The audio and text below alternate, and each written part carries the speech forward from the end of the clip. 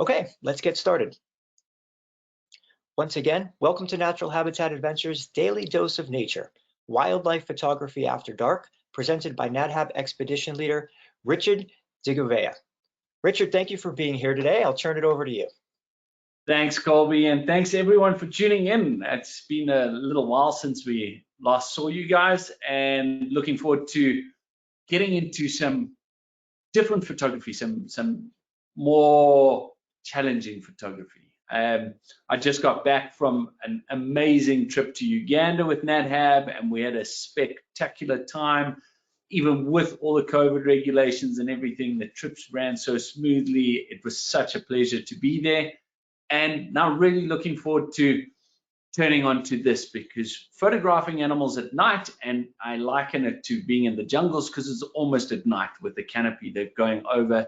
But very often what we end up doing is as soon as the sun sets, we take our sunset photographs, we have our sundowner, and then we pack our cameras away and just watch. And we miss so many incredible opportunities for taking very different images at night. Remember, if you've watched any of my photographic bits, I always emphasize the whole idea of photography, painting with light. Photography means to paint with light. And when we are photographing at night and using an external light source, we're able to create what would be likened to a studio effect, to a portrait photographer being able to set up different lights from different angles and be able to do things. So what are we photographing? Effectively, our nighttime photographs, and this goes for anywhere in the world, is we are photographing nocturnal creatures. It is very unfair to shine your lights on your diurnal or day active species. The reason being is they are hunted by things that see better than them at night. And if you've ever had lights like I do on me right now, I'm going to walk out into the dark here because it's after 9 p.m. here, and I won't be able to see a thing. And this is an important thing to remember, that the nocturnal creatures have a better way of dealing with it. So like this leopard here, she has specialized eyes to be able to deal with nighttime. And how our eyes work is we have two different types of cells on the retina, on the back of our eye. We have cone cells and we have rod cells. Cone cells are color sensitive and definition vision cells, and our rod cells are our light sensitive and motion sensitive cells. And what the nocturnal creatures have done, and most of the animals around, is they've lost some of their cone cells in order to make space for more rod cells, more light sensitive cells. And even more specialized is they have a little layer behind the eye called the tapetum lucidum, which acts like a mirror. So as the light comes into the eye, it bounces off and comes back for a second usage. So this means they become highly specialized, and your nocturnal creatures have taken it one step further to make sure that their night vision is top notch to be able to hunt their prey at night. So lions have almost as good eyesight at night as they do during the day. So we have to bear this in mind when we're doing it. So insects are fine, our owls are fine, and in the bottom corner here we have our little genet, a large spotted genet. And by using these lights, we can create very different images and really just put them on this black background. So if you've listened to one of the other photographic tutorials that I've done, is I'm always trying to separate a subject from a background. Now, when you're shooting at night, you automatically have that separation. There's nothing more distracting in the image because of the fact that there's darkness in the background. The genet, on the other hand, is a little different because there are other branches, but there's a lot of black behind, so he still pops out of that rather than being stuck in a bush. So how does light impact animals?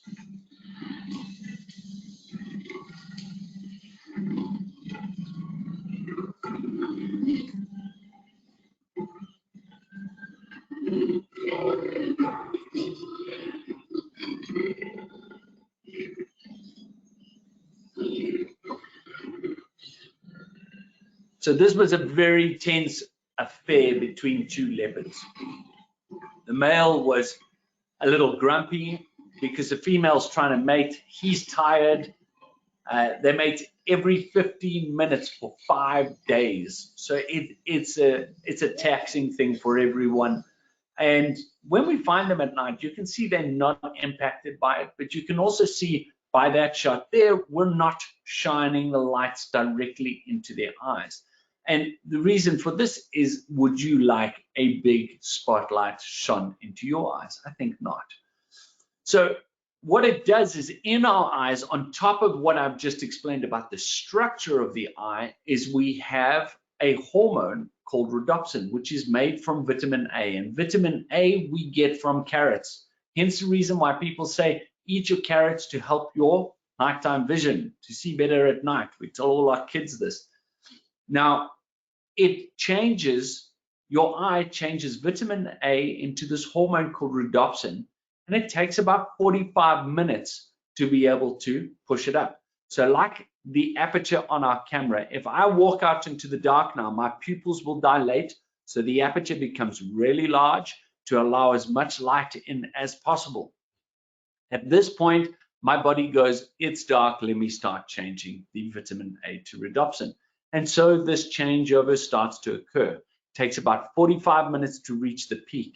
Now, the moment I walk into a well-lit situation like this, that vitamin A starts being made again and the rhodopsin levels drop off. And it only takes 5 minutes to drop them off. Hence the reason, again, why we don't shine on diurnal animals, because for 45 minutes, that animal is going to be night blind or not have the effective night vision that it should have to protect itself. However, the cats and the nocturnal creatures, we don't shine on them for too long, and it balances itself out. So what equipment are we going to use? First, we've got to look at what lenses we are using and the speed of these lenses. Now, obviously, the faster the lens, so a 2.8 lens or a 1.8 lens is far superior at night to a 5.6, f5.6 or f6.3 lens. And the reason for this is the hole becomes smaller and smaller, and you're trying to shove this tiny amount of light now that's coming off of one flashlight or a spotlight onto an animal in. The other thing that's going to make a difference is the focal length, how much zoom you have, because the more you can zoom, the more area of your photograph will be lit, which means that you will have a faster shutter speed. If I'm shooting really wide, that's going to make a difference. And then if we have crop sensors, it's going to add to this focal length. So on one side, we're getting a bit closer and getting a bit more light. But on the second side is a crop sensor is a smaller sensor than a full frame sensor. The bigger the sensor, the more ability you have to read that light. So it's this trade-off that we play during these times. So like I say, if we can zoom right in, you can get up close to it, and there's enough light to work with on that face to be able to get the shutter speeds up to freeze the action, therefore getting all the detail that we need off of each image. And we'll go through the subjects.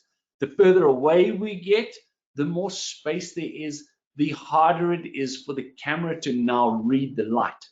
So our camera sensor has been set by some very intelligent guy who built these cameras to try and balance out this light here to 19% gray. So what it sees is this 65–70% of the picture is black and 30% of the image is quite bright. So it's going to lean towards trying to get the black a little brighter. So it's going to slow our shutter speed down to a shutter speed that's not good, and it will then overexpose our animal.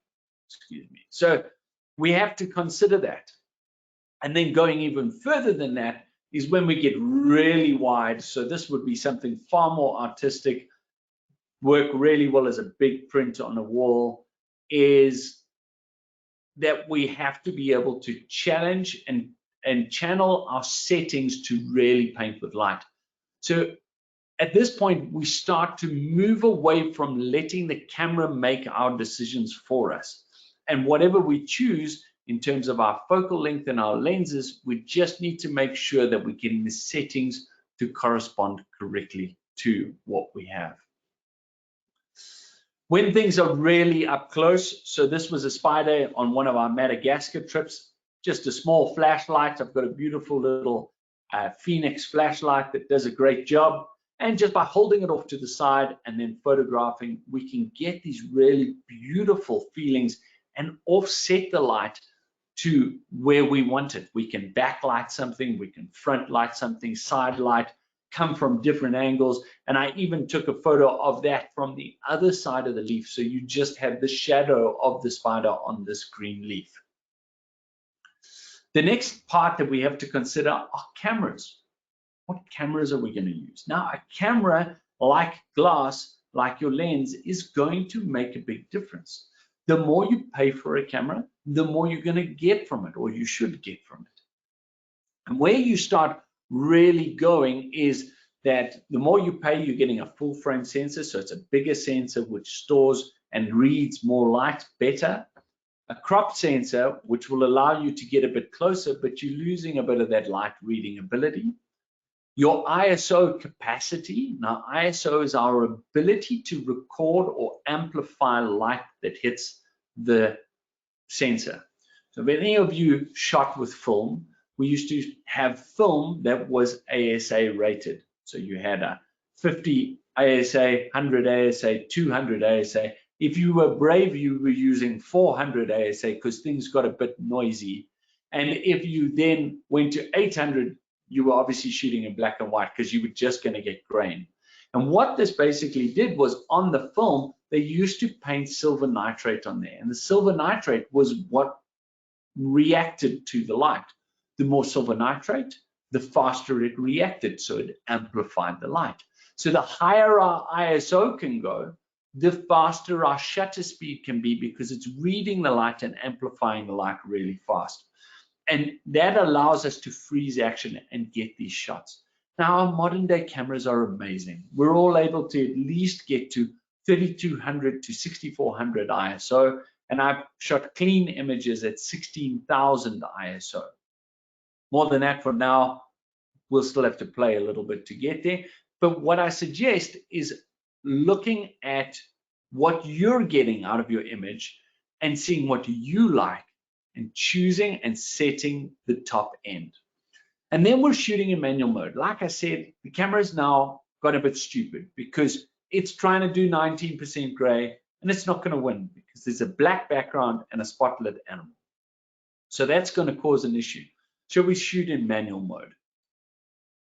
Now, as I was saying, ISO is a very tough thing to get past people, and us photographers are all quite pedantic about it.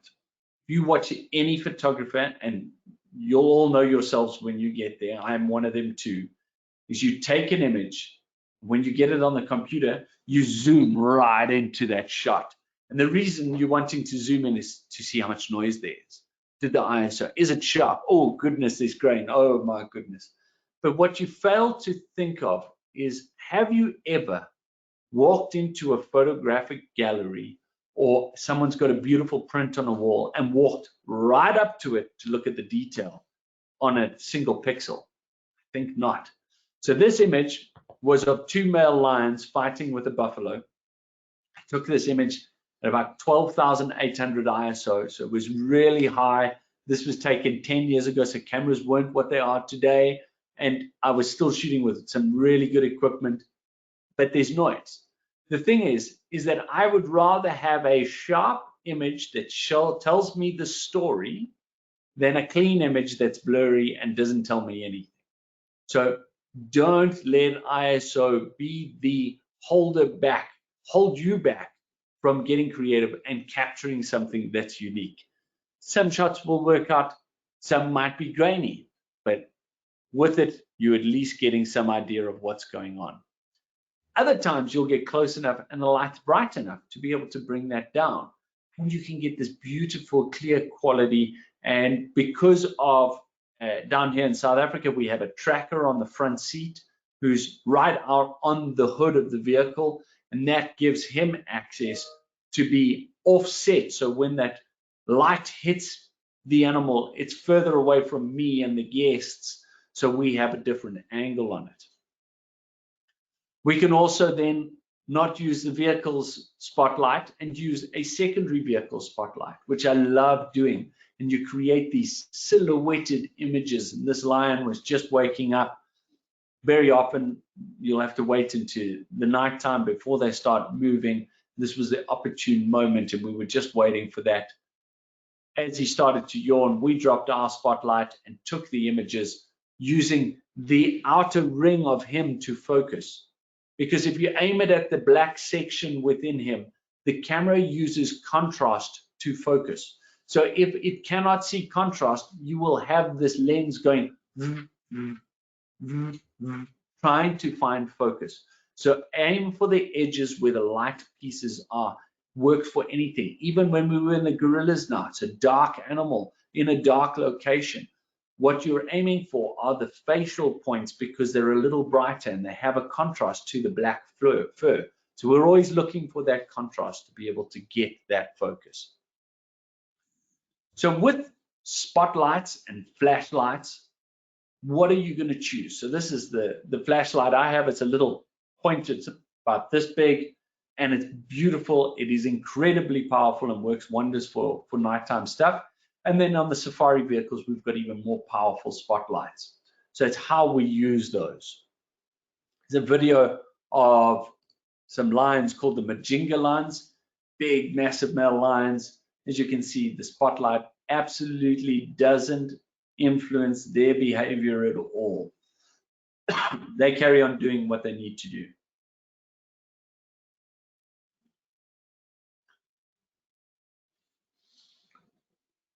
And we're looking for those shots that create a bit of atmosphere. So as we got into this leopard, a hyena had come in. He had stored a kill in a tree, and as the hyena walked up to him, he started snarling. So we were shooting and trying to capture the essence and the action within it.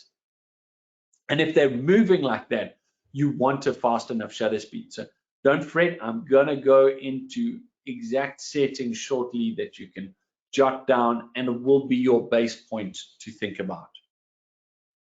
Spotlights don't just work in the dark, also in dusk. It's a great way of accentuating something and pulling it out of that without losing the full background. So in this case, you would be able to shoot in something like a shutter priority or an aperture priority and just underexpose a bit so that the lit area where the spotlight has hit will become more accentuated and the rest of it bleeds off. So it's almost like creating a vignette where we're starting to darken the outside and focus the viewer's attention to points by using that spotlight. And even with an iPhone, this was taken with an iPhone, with a phone, you are able to get amazing nighttime shots because again, we're able to click. And if you didn't watch my mobile photography one, it's on the NatHab YouTube channel page. Please go check it out. There's some really cool tips and tricks that you can go through there. But all you'll do is tap the screen where you want to focus, and that focuses and reads the light at that point. You can then underexpose by dragging down or overexpose by dragging up to create the right light sense. And this means we are painting with light. You've now taken the camera's ability to think and used your own to create. Again, flashlight, another beautiful chameleon, the Parsons chameleon in Madagascar, with a flashlight and a 70 to 200 lens, which gave me enough beauty to be able to capture the eye of that chameleon. Now, this was a situation, it's one of my guests and friends. We had stopped and we'd had some drinks. We had decided we weren't going to go out that afternoon. We're having sundowners at the lodge, and a pride of lions rocked up. As you can see, the fence is quite sturdy there. It's not like a lion can't just walk underneath that. So we were all watching this crazy situation unfolding, taking images. Light started to drop. One of the lions actually pounced onto a sandgrass that had come in to try and to have a drink, but it literally landed about 4 meters from my feet, which is not very far. It's like 12 feet from my feet. So we very carefully moved back, and then they moved out. And then as the light started to drop even further, they clicked into hunting mode. Now suddenly we weren't just humans, now we're food, because the night has kicked in, their eyes are kicking in, they know they're at an advantage, and one of them started to stalk. As she started moving towards us, I pushed the shutter 10 frames a second, and then stood up, and we had to move them off, and we moved back and retreated away from the whole thing. But just by using a flashlight, you can create that. And the shutter speed, unfortunately, wasn't as fast as what I would have hoped, but you get this beautiful paw drag at the bottom here. You can see the movement in her paw, that direct eye contact, the catch light from the spotlight. So if you think of cartoons, the spotlights and flash or speed lights help with that, because it adds a little glint of light. In any cartoon with a living creature, there'll always be a glint of light in the eye. So on that note, we also have the ability to use speed lights or flashes, external flashes, which plug in. And this was a situation on one of our South Africa Botswana trips, and a leopard that we had found that afternoon was hunting at a waterhole, and we waited, and she went after this impala but missed, and eventually as the light started to drop, she came in for a drink. It was this unbelievably beautiful evening. The sky had started going purple, and you sort of see that in the reflection. And by using the flash or the speed light, what that allows me to do is underexpose, get the shutter speed up, and the moment that flash fires, it is recording a moment. It doesn't, it's freezing that moment, because that's what was lit. So it gives us the ability to really get these pin sharp images in the evening. You just have to watch that it's offset, that the flash is offset, because like I said, each of these animals have a little reflective layer behind the eye called the tapetum lucidum. If light hits directly on it and shoots back at it, you get this glow coming in through, and it looks very unnatural. So by having the light slightly off camera, either from a spotlight or from a speed light, it makes a huge difference to being able to capture this. Also, the fact that she was looking away from me means that that reflective layer wasn't pointing towards us, which means we light the eye up, but we don't get that reflection back. We can also use it at sunsets and sunrises to light up a foreground, because these speed lights are really powerful. What you must remember is that the little pop-up speed light on the top of your camera is not really all that effective. It might work all right for about 15 feet or so, but a big speed light will have an effect through about 35 to 50 feet. So with a good speed light, you can get away with some really amazing images. Also, animals like a cheetah, even in the daytime, using a speed light can be very helpful in creating a glint in the eye, one. And because of cheetahs' evolution, their eyes have become very sunken in their heads. And the reason is at that speed, if a branch hit them in the eye, it would blind them. So by sinking it back a little bit, having a protruding eyebrow bone, that will protect their eye a little better against all of this chaos. So by using a flashlight, what you're doing is you're allowing yourself to get under this little umbrella of this eyebrow and light up the eyes. So aperture is going to be a big part of what we're doing. And again, I'm going to start at the top here, and let's start from the right. The smaller the number, the bigger the hole through which light comes in. And that at night is an important part of things. So the reason being is because the more light we can get, the faster our shutter speed can become so we can freeze action.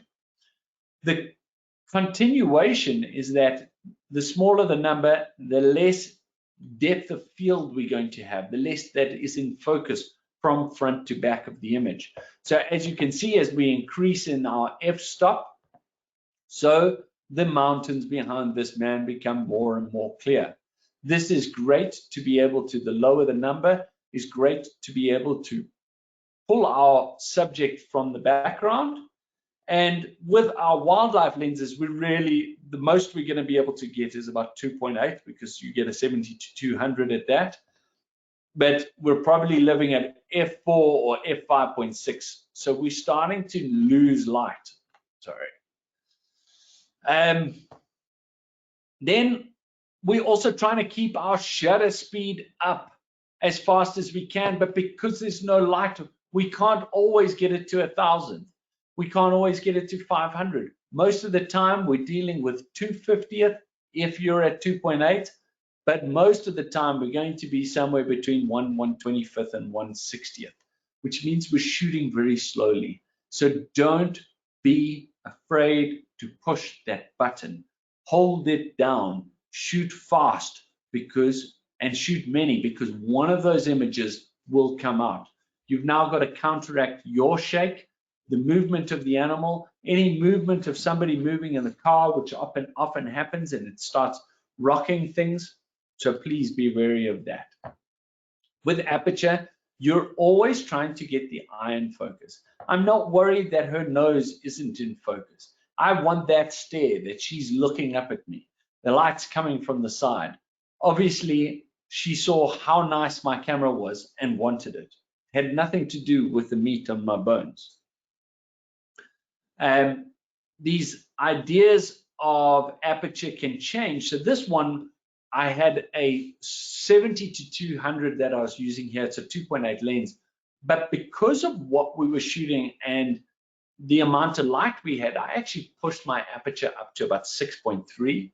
He was very steady, and I wanted to capture that eye, but also get everything in focus from front through back of his head at least, and get these grass stalks in. So by going to f6.3, what I did was I got more depth of field, but I had to shoot much slower. So I was only shooting at about 60th of a second. So you have to have a beanbag or a very steady hand or a gimbal head to be able to hold that camera in place. And then you're just going click-cling, click-cling, click-cling, click-cling, click-cling, and taking as many shots as you can to try and capture that one that will come out. And then remember, when you are going into your post-production, to ensure that you are ruthless with the number of photos that you keep. Find the one that works and stick with that one. Don't even look at the others unless his position has changed. But if it's the same photo, find the one that works, delete the rest, or just at least mark that one and save the others for later. Shutter speed is important because we're trying to freeze action. No matter what we're doing with the cats, they're often getting active and they're starting to yawn, they're starting to move, they're starting to rub heads, and we need a fast enough shutter speed. So we open that aperture up to keep that shutter speed as high as we can. Not always can we get it as high as we want, especially with yawns like this. Things are moving. What you're doing is you shoot, shoot, shoot, click, click, click, click the whole way through, because once he reaches his apex, there is a moment that he sits open without movement, and you might get lucky there. So it's really about the luck of the draw, because you're pushing your camera to its limits. But you can also slow your shutter speed down and try and capture the movement, especially with this. So there was another vehicle in front of us. He was walking towards that vehicle. They had the light down, and all I did was slow the shutter speed and pan with him. He was on the same plane, so it meant that we got him in focus and that movement captured. So you can fiddle around with those shutter speeds, especially if you can't push them too high. So here are our settings. I've given two different options because they're going to be two different classes of people that have different gear. So for those with fast lenses, i.e. lenses that have an aperture of between f2.8 and f4, you'll be shooting between 1/250th of a second and 1/400th of a second. The animal is closer to you, that could go up. But the animal is further away, that could go down. It all depends on the light intensity of the flashlight and how close they are to you. This is a baseline. You will take a photo, you will see what the response is from the camera. If it's too dark, we slow the shutter speed. If it's too light, we speed up the shutter speed. And you basically want to keep your aperture as wide open as possible. Now, that would be 2.8 to f4. Sometimes our sharpest aperture would be one stop less. So if you're shooting with a 2.8, you might be shooting at f4 to get the best clarity out of that lens. And then your ISO, you'll be pushing to around 3200. If you can push it higher because your camera can handle it, 6400 will be spectacular. For those lenses that are not as fast, so it's meant to say f4.5 to 5.6, I don't know why I just copied that across, your shutter speed is going to be much lower, 1/80th to 1/100th of a second. Aperture must be as low as possible because you need as much light as possible. And according to what you're shooting and what your camera is, you're going to be between 6400 and 12800 ISO. So now let's talk about lighting the subject. Again, like I said, it's because we're effectively moving the sun now because we are generating the light. So like this image, we had another vehicle off to the side. They side lit it from one side and on the other side. So I actually had two lights coming in side on and we were shining nothing at it. And it created this effect. So you have a nice foreground, the lion, and it's well lit around. Again, this was from the tracker shining down on it. Often the nightjars will sit still when the light's on, and we jumped out of the vehicle, got really low, lay flat on the ground, dirtied ourselves up, but got a very nice image of a nightjar just perched on the road. This was a backlit image, and I like to use images, but for me, it's about telling stories. Photography is all about the story that we're trying to tell. And using the light here, removing the color, was all instrumental in the story. So this lioness had a week, almost 2 weeks before this, been gored by a herd of buffalo. She lost an eye. She was incredibly emaciated. She was on the verge of death, but she had just kept on following this herd of buffalo. And she got to a point where she pushed the buffalo, and in the stampede, as they crossed this river that you can see the glinting from in the background, this baby had been trampled and died. And she was so weak that that light, that external silhouette that I've captured her in there, was indicative of the last light of life in her, because she was too weak to even eat that. And about 2 days later, she died. But that's where we're trying to use the light to portray the stories that are being told. Again, backlighting can be very interesting, create very unique sightings and different feels within an image. And this is one of my favorite lion images. Was shot with a very slow lens, so I was shooting with 100, 400 at that stage. It was very dark, with side light, the spotlight wasn't great, so I was at 30th of a second, so really slow. But I'd set this beanbag up, and as this pride of lions came in, the male stood up and looked at them and got this image as he stood very still and we sat very still, taking image after image. So here's the resulting atmosphere that got caused by that lion coming in. So enjoy the sounds.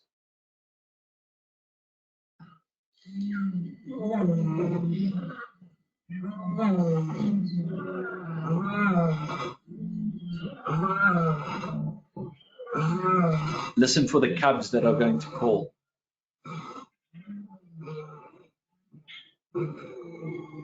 Here's Big Daddy.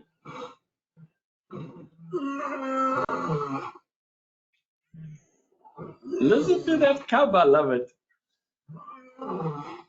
So that was that big guy eventually coming along. And as the cubs were moving along and trying to roar like the rest of the family, they were moving along.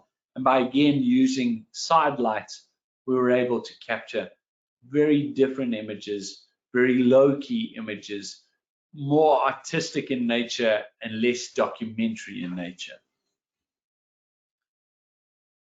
The other thing we have to think about is, remember I said you could use a spotlight even when it wasn't fully dark.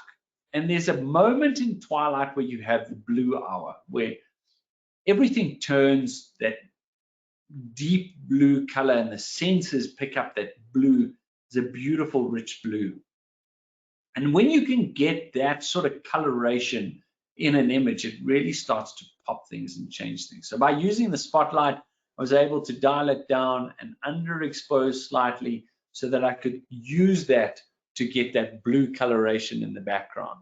Again, a leopard against that blue sky, just using the spotlight to create a different atmosphere, a very different blue feeling to an image. And colors can make such an emotive response. With the warmth of the leopard against the cold of the blue, you know that it's going into nighttime. You know that it's going to be cooler. Even here, as this guy's coming down, well lit, and there's a little bit of blue light off to the side. And then this guy moving through the bush, just by cooling the temperature of the of my white balance, I was able to balance the leopard out and still in the winter night create that blue feeling of winter, of cold, of him moving through the bush in that cold weather. Reflections work well at this time. We saw the leopard earlier that I used in the speed light with the more purple reflection of the sky. Same thing happens with things when we're reflecting. So I was actually on the right of the back seat, on the highest seat, and because of that, I was able to shoot down and get the reflection of the sky, that rich blue coloration off of there, and pull the hyena staring at its ugly self in the water. And again, look for reflections when you are taking these images, because any form of water will reflect light and give you more depth to the image than if you had to shoot with a complete black background. Obviously, as we've seen, it can get quite artistic if we're shooting with that black background, but by the same token, a reflection will create that beauty from another side. Then the last thing we're going to touch on are sunsets and sunrises. So using that light is a very powerful way to be able to work our exposure compensation and paint with light. So now you're going to expose for the sunlight and use the flash or the spotlight as a fill light to be able to lighten up that foreground and create a powerful image. Here again, we have the spotlight on this beautiful male lion in this burnt area that's now flushing green, and the sunset was fire. It was beautiful. And you want to be able to capture all of that. In post-production, there is a little bit of movement that happens. So by looking at my histogram, I'm able to see if I'm clipping, going too bright on the whites or too dark on the darks, where I keep it in between. And then in post-production, I'll lift the shadows to bring out the foreground, bring the highlights down to bring out the sunset. And what that's doing is it's representing what my eyes saw. It's what I saw. It's not a figment of my imagination. I'm not creating something that's false. So editing is allowed to the point of repeating, in my opinion, in repeating what my eyes saw. Look out for silhouettes, because sometimes we're going to be shooting against a beautiful sky, and what you're going to do is you're actually just going to speed up your shutter speed to the point that it is going to darken your subject, and you'll underexpose so you get this beautiful crisp silhouette of an animal against a bright background. Again, sunrise, impala here, tree, very incognito. but it tells a story of what time it is. The male's getting moving, it's still cold. All of those bits and pieces are locked within that. And then birds silhouetted against the sun, you'll have to really pump up that shutter speed to slow the amount of light coming in. You'll have to be in manual. I think I was at like 16,000th of a second at a very low aperture to be able to try and get that darkness, to really darken that all out to get that crisp insight. So I hope you've all enjoyed that. And Colby, I'll take some questions now if there are any, please. Yeah, thanks, Richard. We have plenty of questions for you today. Before we start the Q&A, though, I'd like to remind everyone that you can submit your own questions via the questions field that's in your GoToWebinar control panel. So with that said, let's jump right in. We have quite a number of questions from your talks about using different types of light and in some cases using them in combination. One thing a bunch of viewers jumped in on was, well, hey, if you have an incandescent light, a spotlight perhaps, that a tracker is using in the front, and then you're using your own LED flashlights and things, how are you dealing with white balance with all these different types of lights in a dynamic shooting environment? That's a great question. Firstly, when we're in those situations, maybe your guide might use a secondary light, but would never advocate the guests using it. The reason being is they might start shining it in other things' eyes.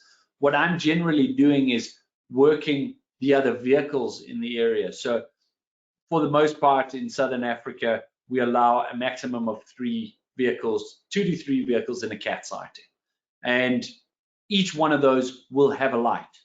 So by putting them in a different place or putting ourselves in a different place, we can use their lights to be able to work that, or the tracker's light at that angle. With the white balance, I always leave it in auto white balance. The reason being is that the spotlights that are given to a lodge will all be the same spotlights. So their color temperature will be the same. And in auto, it'll figure it all out. And then if I need to tweak it, I will tweak it a little bit in post-production just to get the right white balance perfect.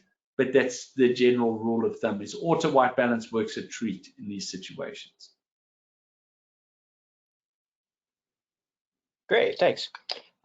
Let's see, we also have a question about ISO in the evenings.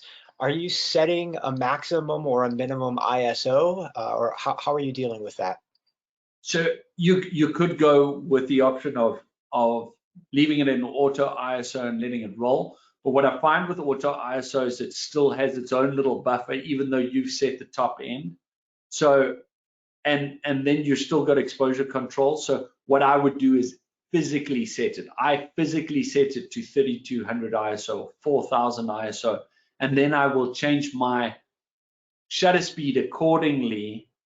And if there's way too much light, then I'll bring my ISO down. But for the most part, that's the middle ground. So 3200, 6400, 12800, depending on your lens and how fast you can shoot.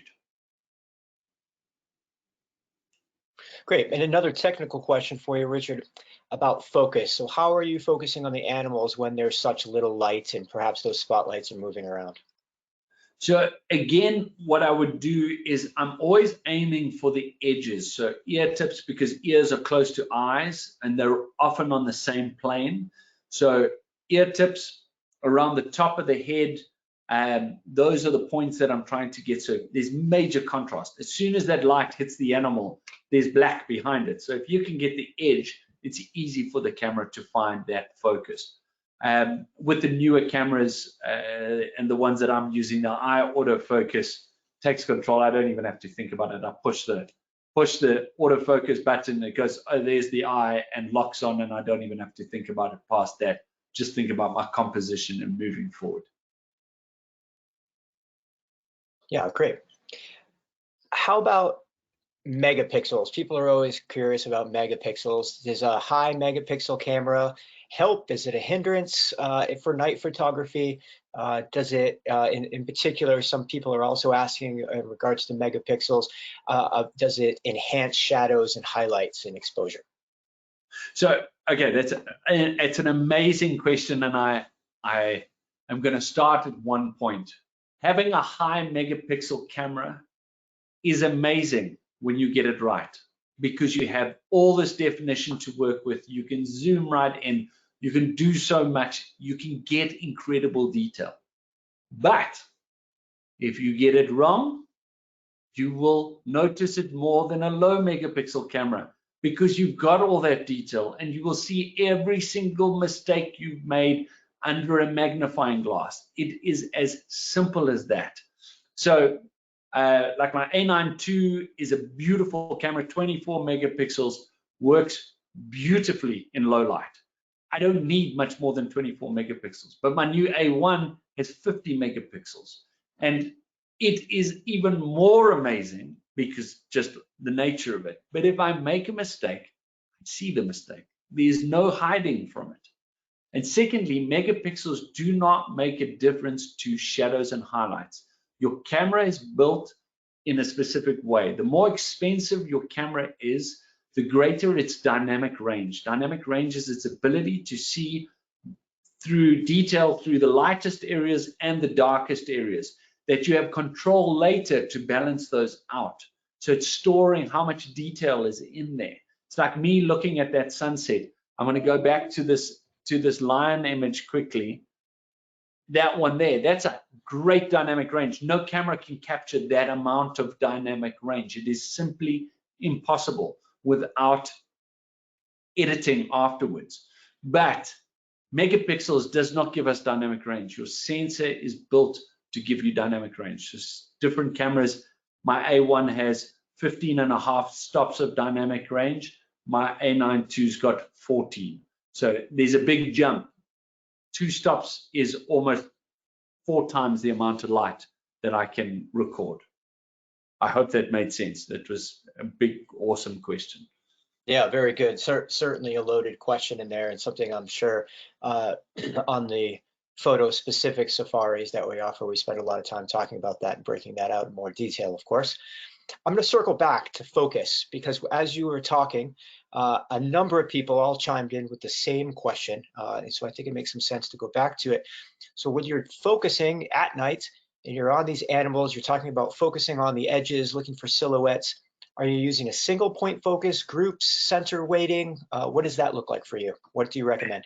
Again, aim small, miss small. Center a one single point focus, because if you go too wide, if something else gets lit up, that focus is going to move immediately. So by keeping that spot small, you're aiming small, you're missing small. As soon as you go to a group and there's that whole lion's face and maybe a tail and a butt in there, it's trying to distinguish what's going on, and you're going to miss that moment.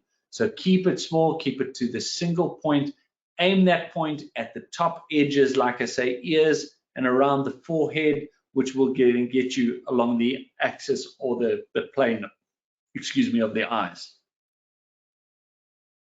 Yeah, fantastic. So let's switch gears here, Richard. A number of viewers, a lot of viewers are asking questions, trying to discern where they can go to try to take pictures of giant animals in the dark. So which trips does NatHab offer that give you the best opportunity to see some of these large carnivores like you've been teasing us with? Amazing. So the best places are the South Africa trips. Southern Africa, Botswana, Namibia a little bit, but more the South Africa trip. The hidden South Africa trip is an amazing one for that, because the lodges are very amenable, specifically with the spotlights. Some of you might have experienced in Botswana that they have red filters on the spotlights to protect the animal's eyes. Great usage of it. It's not great for photography, but on our South Africa trip, none of the lodges use red spotlights at the moment, which gives us the opportunity to capture these images. We just are far more sensitive to how the animals are reacting so that we don't do that. So hidden South Africa, great trips coming up. Yeah, definitely worth a book. Yeah, great. You sort of touched on this, but maybe to be more definitive about it, are there specific countries that allow or disallow night photography? So all the countries in Southern Africa, at least, where you're on private reserves, allow it. Wherever you're going into a national park, very often you're back before dark and there are no spotlights allowed. So like I know Tanzania, recently just been there, and you actually have to have a permit for the spotlights. Where in South Africa, Botswana, Zimbabwe, there are no restrictions on that, and you can use those areas. So that's definitely the best place to go. Wherever there's private reserves, you'll have a bigger chance of being able to do that sort of nighttime photography. So, Richard, I'd like to acknowledge a lot of people have commented how much they've enjoyed your imagery at night. It's very, very unique and very captivating. So I'll pass that on from Thank you. Probably 20 different people have commented, which is great to see. Some questions about your images. Are they from a single NatHab trip? Are they all from NatHab trips? Are they composite from many places and locations? Composite from many locations and places. A lot of what you saw there were from NatHab, but I spent numerous years at Sabi Sabi Private Game Reserve doing safaris there on a daily basis. So you have those moments that come along, and it's far easier to be able to maintain it when you're doing it often. It's not like you're going to go out on one trip and get 10 amazing nighttime images, because you have to find the subject in the right space, doing the right thing with the right light coming, and sometimes it takes more coordination. So specifically, if I have a photographic group, I might even talk to the lodge and organize a second vehicle just to be out there for a second spotlight.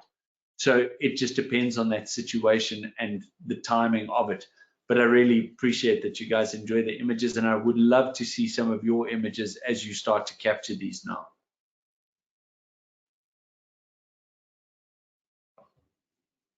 Well, hey, that's great. Richard, thanks for sharing with us today. We really appreciate it. We're about wound down for today as far as timing wise, so I'd like to hand it back to you just for a couple minutes here, and you can say some closing comments. Thank you very much. Thanks, Colby, for hosting, and thanks, NatHab and WWF for all you guys do for wildlife and for hosting these daily dose of nature. It's lovely to share this information with you guys.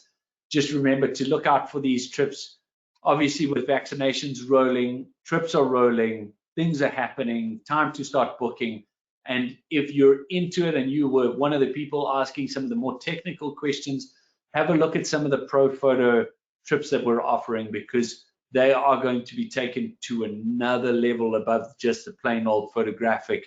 And Colby will be going on some of those and taking you guys along on those beautiful expeditions of learning your camera and creating images in a big way. So thank you very much. Have a wonderful evening. Stay safe, and we'll see you soon, hopefully on a trip. Thanks, Richard. That was a great recap. Yeah, I mean, the photography trips are special, aren't they? They're almost like a artistic journey while you're on an actual expedition. A nice additional element to a lot of the trips. So thank you, everyone, for taking the time to be with us today.